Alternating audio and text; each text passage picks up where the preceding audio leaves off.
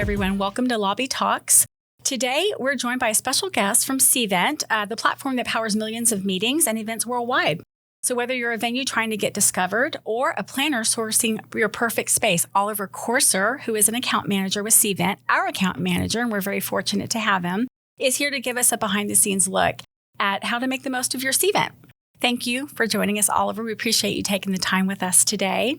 Why don't you tell us a little bit about your role with Cvent and how you support venues and planners? Well, thank you for having me. No, the place is lovely, and I'm thrilled to be here in Tulsa. Thank you. So what do I do Cvent? So I have a number of hotels that I look after.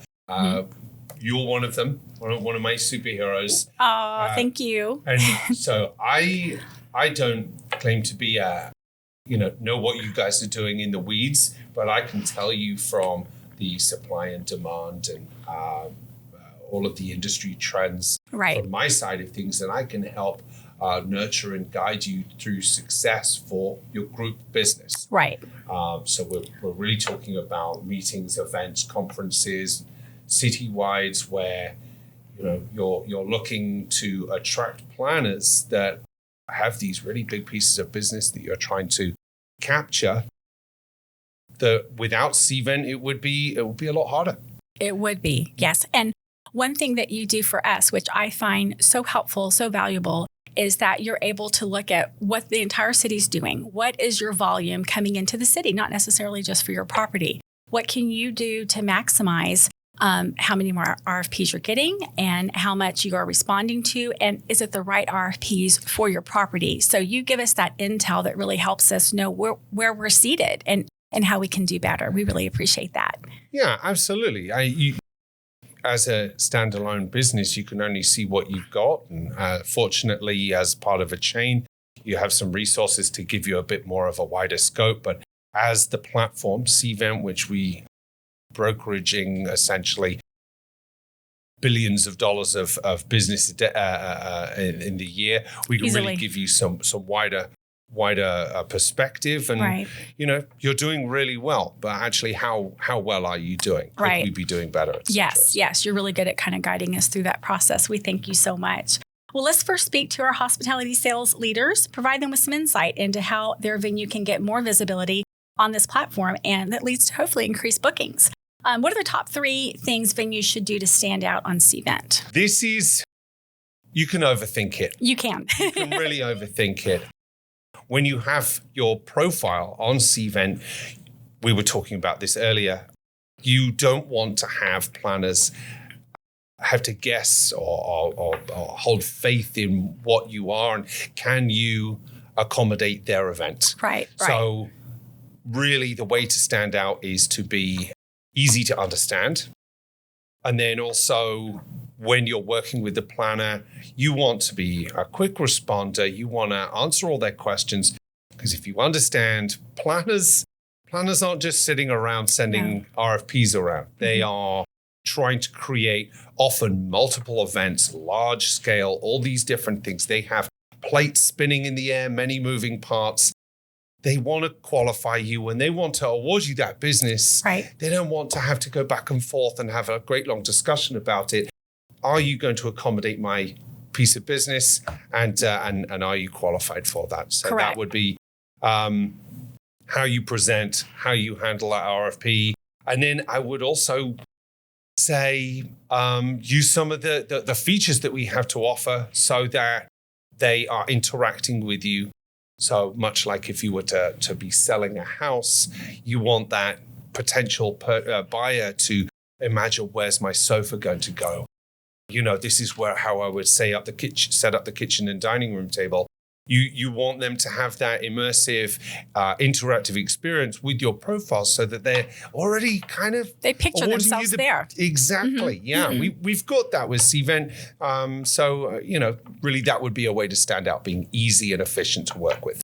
And one thing I find that you do, which we find so helpful, is you walk into a hotel and you're like, wow, this is the perfect shot. I want to see this picture on Cvent. This is the best representation of your hotel. So you getting your eyes on that from a real experience and objective standpoint, that's very helpful for us and would be helpful for anyone that works with Cvent. talk to your Cvent person and get their eyes on your property and get their experience in how you can best showcase your hotel, because we live it all the time. You need some objective eyes on it, right? Absolutely. It's so often I will arrive to a client's hotel and be surprised. Oh, this makes so much more sense. Yes. And as your account manager, I should know you so intimately, and really a planner should be able to understand that. Yeah.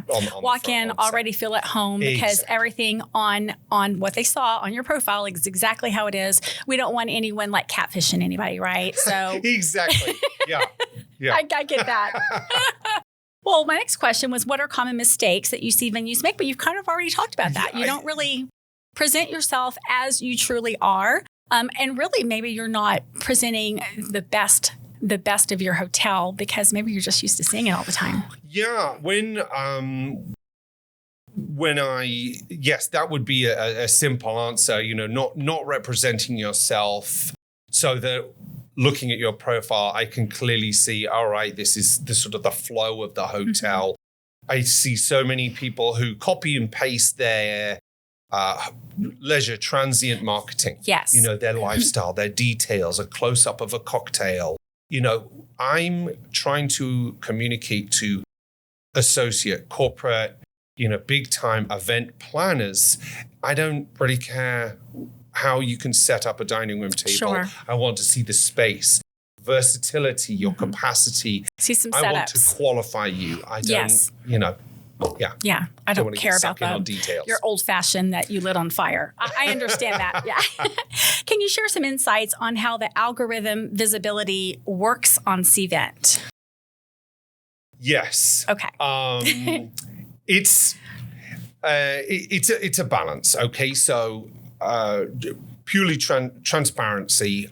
We've built our search function on Google Maps. So I'm searching in Tulsa. Mm-hmm. So I type in Tulsa, there's going to be a pin drop on the map of, it's going to be right in the center of right. And you've explained that to me very well. Right. Now, that's kind of unfair. So for those who don't know, Hyatt Regency, for example, is bang in the middle of the center. So it's a little unfair that they get a leg up on the competition. We've got the whole market here to try and source. Now, as a planner, I want to sort of have I want to be able to see a fair representation of the hotels in the market. By being an elevated diamond listing, what you have is a wider sphere of influence is how I've sort of compartmentalized it in my brain. So you have a Google listing as a venue, you're on Cvent. Right. Thanks, ma'am. When you decide to purchase an elevated diamond listing, your sphere of influence grows. So one diamond listing, I can find you by searching in your area. You would be above those who don't. Whereas if I have a 2 diamond listing like you, so I will be able to find you. I keep looking outside like there are the answers. There they are, right there. So I could be looking in your region and you would be featured there, but that more content is on your profile. The 3 and the 4 diamonds, it's a ranking. You get put up there, but it's not only the order. It's when I'm searching in, say, Broken Bow, Broken Arrow. Broken Bow is a thing too. Yeah, wrong part of Oklahoma. If I'm looking in Broken Arrow as a 3 or 4 diamond listing, you'll still pop up even if I'm in downtown or elsewhere. So it's you get that wider catchment zone. So unfortunately, it's just the nature of the beast. If you are further out from downtown, for example, like we're here, right, it really would behoove you to increase your diamond have status. that diamond listing. So when I'm searching Tulsa without any other features, I'm going to be popping up in the very relevant areas. Understood. What would you recommend to build stronger relationships? What can venues do to build the stronger relationships with planners? You have 2 different planners, okay? You've got those that have worked with you before and the ones that have never worked with you before. I've never heard it presented that way, but that's very true. I mean, it's a very easy criteria. So your repeat business, you want to reinforce that relationship. So you want to be easy to use. You want to be clear. You want to be fast.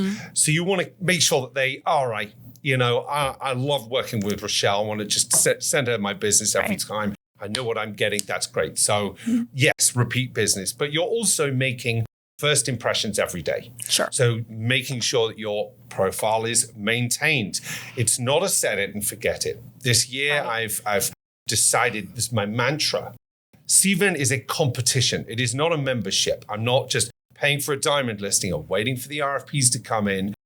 You have to stay on top of things. You want your content to be up to date and relevant. I want need dates in there. I want promotions. You've got a podcasting studio. If I'm going to host an event here, I want to interview my guest speakers. Talk about an amenity. Talk about a way to separate yourself from I want to know that. I don't want to have to get here and you say, you won't believe this, but we've got a podcast studio. Like, don't tell anyone. But no, tell everyone. So you want to set yourself apart, really highlight your differences, but also things that really communicate what your property is and what you have to offer beyond guest rooms, meeting space. They want to know what your meeting space is all about. Right. They want to know everything before they get here, before they talk to you. Because if there's any chance that they're going to not, you want them to have no option but to send you that RFP. Absolutely. Absolutely. You mentioned something that I find very interesting and telling off on myself, I'm guilty of, is not always having a quick response. Because I find myself just in my personal, I like to do a lot of research. I like to contact people. I like to just get so I can have a real comprehensive proposal. Whereas other people, they just send it in very, very quickly. Yeah. Do you hear from planners about what their preference is? I mean, I know they want it quick, but do they want really quality? And I'm thinking sometimes within 4 hours, how qualified is that? How realistic is that? Yes, because you want to have planners communicate to us. They're actually our biggest client. Okay. Us mere hotels, we're just the product, unfortunately. Sort of. So we're just the meat, man. Exactly. we're the meat and the burger. So at the end of the day, the planners have expressed to us frustration with many hotels not responding at all, turning down without any notes, and even if they do propose something, it takes them a long time. Right. So just clear the confusion, when a planner sends you an RFP, the moment they click that send button, not only is their job's done, and your job starts, that's when the clock starts ticking.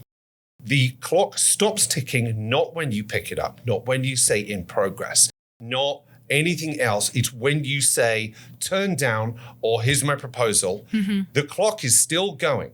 So if you're just sitting on something, I don't want that business, it's going to be a turn down. I'll deal with that in the weekend when I've done all my work. That's a good That point. is going to destroy your KPIs.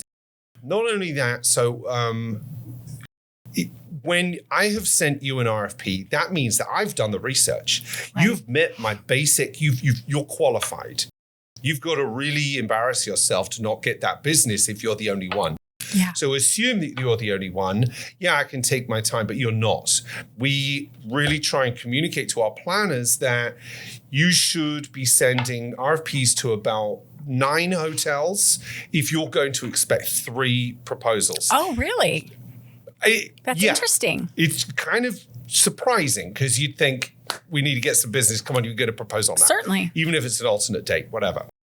So if you've received that RFP, chances are you're in competition with other hotels that do qualify for their event. So if you're not the first person to propose, you're asking someone else to win that business. And through all the data I've done personally, I've tracked a lot of hotels, and when you're consistent and repetitive, so I have got some trends to work with. There's a clear decrease in conversion rate the longer you go out. That 4 to 6 hours is frankly, that's realistic. Right. 9 hours, the business day. Beyond that, you're really, it's a crapshoot. That's interesting. Once I talked to a meeting planner, or one of my sales managers talked to a meeting planner, and she kept following up because she sent the proposal right away. And he would tell her, well, I'm just still, it was like 3 or 4 days later. He's like, well, I'm still waiting for some proposals. And she says, well, I was the first one. Doesn't that tell you that you're going to get the better service with me because I was the first one? And he's like, well, yes, but I still want to explore all my options. I found that interesting. I mean, they've probably got their own sourcing rules, like many things. We have to have 3 RFPs to 3 proposals before making a competitive bid, things like that. But yeah, by being the first and by being a thorough and responsive person, you're definitely a head and shoulders above, regardless of what your proposal is. Amazing. I know we have some meeting planners that tune in. So let's explain to them how to source smarter with Cvent. Yes. Save a lot of time and headache. What feature filters do planners underuse that could really save them some time? Oh, this is going to be right. Okay, yeah. So features. We know that they use a lot of our features, but we also know that there's many planners out there that might not know a lot of the features. So as a venue, you have the potential to have our passkey tool, our event diagramming that you can explore your property, interactively. There's a lot of things like that where we've got suggested features. So, hey, you're a top responder. You're quick and thorough. Right. You've got, I want to work with a passkey hotel, or that's all very well. And they're used fairly regularly. What isn't, which a lot of my clients still go, oh, but what about these planners who send 50 bespoke extra questions? Yes. Now that is what we've done is we've asked our venues to answer frequently asked questions in order to try and address that. What we are going to do in some cases, we're coming out gradually because obviously you want to be thorough and disciplined about how we roll out features. But of course, the buzzword of the year is AI. We have Cvent IQ. Oh, basically, it's our Watson by IBM. It's our Gemini by Google. It's really encapsulating all of the features and the functionalities of Cvent, from sourcing to execution and everything in between. And we're using AI so planners can now go, I'm looking for a beachside Florida venue to host some events. I would like something on the beach, and all the things that they want to do. And we'd be able to give them suggestions. Now, that obviously means that your profile needs to be full of content and the right amount of content. That's a good point. But really, what are planners underutilizing? A lot of the time, they're missing out on what's on the profile, the content. So I'm actually preaching to both sides of the aisle here. Planners do a bit of observation, read what the frequently asked questions is, but a lot of venues don't have that filled out. So hotels, put the content out there, or otherwise you're going to get lots of bespoke questions at the end of your RFP. That's a really good tip. Thank you for sharing that. It's certainly something I didn't think of. What are best practices for writing a clear and effective RFP, in your opinion? There is a lot of nuance involved, isn't there? Not every event is the same. You've got a lot of,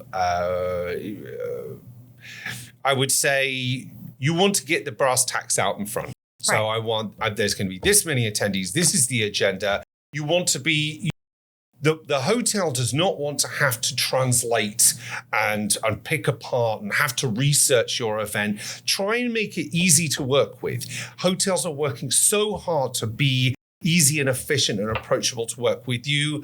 Let's try and work together and make sure that it's effective and efficient. Otherwise, you're going to have frustrated people to work with. You want to be efficient. So from a hotel side, I love it whenever a meeting planner will give me a little bit of history. Where have you been? What was your pickup when you were there? what do your attendees really want to do when they're there? So then that way you can really customize a proposal, not toward the meeting planner only, but toward their attendees. So exactly. So if an RFP comes along and says, hey, we've historically done this in Oklahoma City, but we want to give it into Tulsa. We really like some experiences. There's going to be 150 people in Grand Session or whatever. Gives you some idea. That's it. Great. Right. I'm happy. And then you could give an effective response right back and quickly. They're not waiting around for you to get back to them. And also you're appropriate with your response. Right. So, listen up, planners. Well, and another thing that I see sometimes is I'll see that their history is they're in top tier cities. They're in Dallas, Chicago, or they're in resort communities. And it's like, well, why are you now looking at maybe Midwest, a smaller city? It'd be nice to get some sort of transition, because immediately I'm looking at and thinking they're not going to choose us. But if there's a reason, we're downsizing, or we've just opened up a location in the Midwest, and that's like, okay, well, that makes that a lot more. It just gives you that little nugget of information where you can really craft a really great proposal for them. Yeah, it helps you understand what are their priorities. Because at the end of the day, in marketing, sales and marketing, you want to identify your customer and match it up with what you have to offer. And if there's a misalignment there, then you're leaving yourself up for failure. Whereas, that's right. If you know what they want, then you can say, great. Or no, thanks, but you want to go somewhere else. Yeah. Try Larry up the road or something. Yeah. How is Cvent evolving to support the future of meetings, hybrid or otherwise? How is Cvent supporting? Do you see a lot of hybrid right now? Not personally. Yeah, me either. I'm not seeing that as much, but. I think, Cvent Connect, our very own trade. So we are hybrid, not only because, half of you guys working hotels chained to your desks, you're there answering RFPs, but you want to soak in some of that valuable information. Right. We do offer that hybrid scenario. All of the great general sessions, the events, we have these interviews and broadcasted speeches feels like the wrong word, but you know what I'm saying. Yes. So that's always there. I think that there's we have on the event side of things, it's called an attendee hub, and it's basically where the event is created. So all of the content goes in, all of the attendees have access to that, and you can cut and slice who gets access to what. It's all very complicated, a little bit above my comprehension. But what are we doing in order to help support that? So I was telling you before, if you're a hotel, you don't want to have to rely on planners bringing their events here. What if you want to host a New Year's Eve party? Well, we can help you create that and manage and monitor and report on the attendees and pick up. And there are the tools and services that we have. So the event diagramming where planners, they might see the interactive 360 photos, but how do I know that your event space is going to work with my event? So I want to be able to toggle between layouts and things. Sure. Passkey to make sure that all of our attendees are getting everything they want, but also the hotels are offering everything that they have to offer, not just assuming that the attendee knows that they can have valet.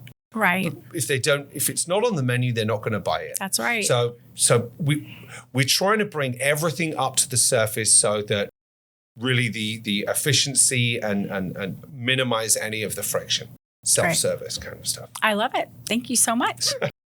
Here is a scenario you have. Unlimited budget, total freedom, and access to any venue in the world to plan the ultimate event for any purpose. The only rule, go all out. I'm going to ask a series of rapid fire questions to formulate this event experience. Are you ready? It's a very creative question that you're about to ask me, and I'm not Mr. Creative. Let's go for it. What's the event? A treasure hunt. Ooh, fun. Where in the world will you host it? For logistics purposes, I'd say some urban city. Oh, I wasn't planning on. Wasn't expecting to hear that. It's going to be almost an outside event, like a festival. Okay. What type of venue would you choose? Oh.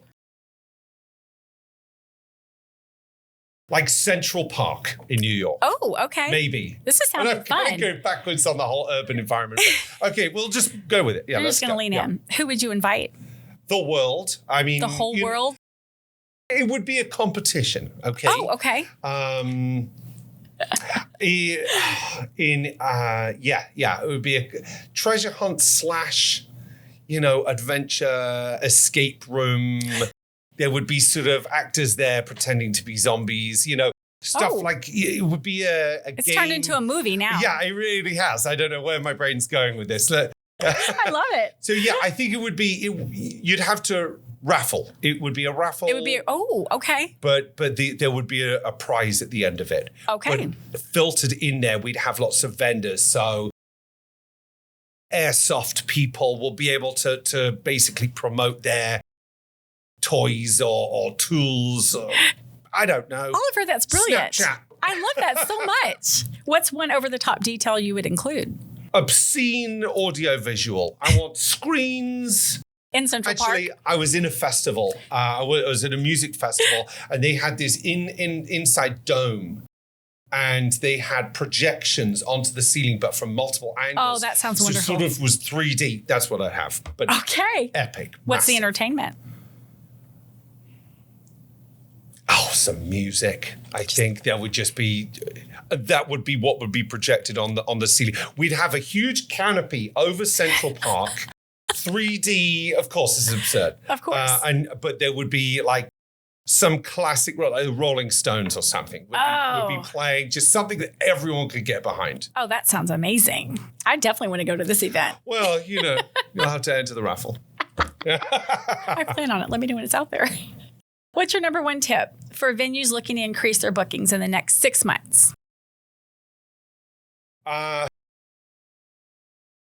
You've got to get yourself out there. It's like dating. You kind of get out there, right? So you've got 4 legs of the stool. I'm going to say 4 because I think, but the first 3 are really where it's at. People have to know who you are, what you're all about. Mm-hmm. So get some awareness. I'm sure your locals know all about you, but if I'm a planner from Chicago, I wouldn't know what Southern Hills. Exactly. Were you on a hillside or something? So you need to get the word out there. And then there's presentation. And I want to be able to understand what you're all about when I do find you. Mm-hmm. But then again, I also have to find you. So you need to be everywhere. So there's advertising, marketing, there's really exposure to the planner audience, not every person on the internet. So, really try and appeal to the planners, but then, back to your basics, sales KPIs, respond quickly, comprehensively. Go back to the basics. Perfect. Oh, I can't wait to work with Rochelle again. She's so efficient and easy to work with. Right, there's the venue. Sure. Who's the DJ? Who's the DJ? And then I can work with all of the other things. Auntie Deirdre who's vegan or something. Right. Whatever. Of course she is, because all Auntie Deirdres are vegan. What's your number one tip for planners who want to find that perfect venue faster? That is, who wants to find? Yes. So if you have a clear vision and then understand what you're looking for, so that when you're using Cvent to filter and search, you can find that small cross section that you want. Be open-minded. Be flexible. Because I hear all the time, a planner will send an RFP and they'll say, nope, not flexible. Has to be this date. And then a couple of weeks later, they'll send the same RFP and then they'll be flexible. Yes. They got no responses out of it. So I would say absolutely be flexible, but have a clear vision. And just what you were saying earlier, when they're sending their RFP, give a bit of history, give them a bit of context so a hotel can say, yes, please, or no, thank you. And then it's time is money, baby. Yeah. Well, and it really is like looking for a house in that they always say you're not going to get everything you want. So you really prioritize what you want. What are your must-haves? What are your non-negotiables? Absolutely. But understand that somewhere down the list, there might be some things you don't want. And like you said, just be a little more flexible. Mm-hmm. Where can people go to learn more about how to optimize their Cvent experience? Well, Cvent.com. There you go. We like I said earlier, we cater to planners, we cater to venues, right. CVBs, destination guide people. So we've got really every arena of people involved in the meetings and events industry. We have a newsletter. We have a blog. We've got immense resources that are so often overlooked. And actually, I should have used that earlier in your question. You were saying, what is underutilized? Our resources. Yes. Hey, who's the next cool hot market in America? I'm looking at Tulsa. What's a good venue? It's an opportunity for venues like you to put yourself forward. We've got industry folk that are really sharing best practices. Mm-hmm. It's so often overlooked because, Cvent's just where I submit RFPs, or even the other side. Cvent's just where I get the RFPs from. Mm-hmm. With so much more than that. So much more than that. Yeah. Yeah, I got to tell you, I don't know that I've ever looked at the Cvent newsletter, if I'm being honest, because I did not know that they would have that kind of this is where I've been, or here's the trends, or here's the hot topics. So that's something I am definitely going to check out. Absolutely. And all of you should as well. Yeah, subscribe. Well, thank you, Oliver. It was such a joy talking with you today. I could just sit here and listen to your accent, honestly, all day long. So I'm sure a lot of our viewers will feel the same. So thank you again. Don't forget to check out cvent.com. And just the importance of making sure those RFPs are very detailed and we get them out quickly to our clients. Thank you so much. Have a great day. Thanks for having me.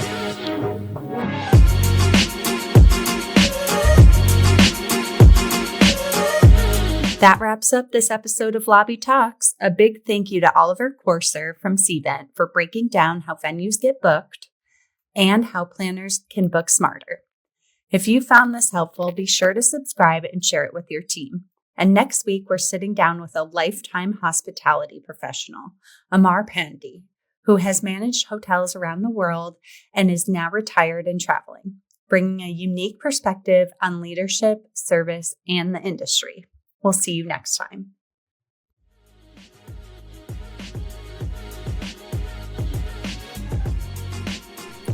Don't forget to subscribe and check us out on Facebook, Instagram, and LinkedIn for more behind-the-scenes moments. Thanks for listening.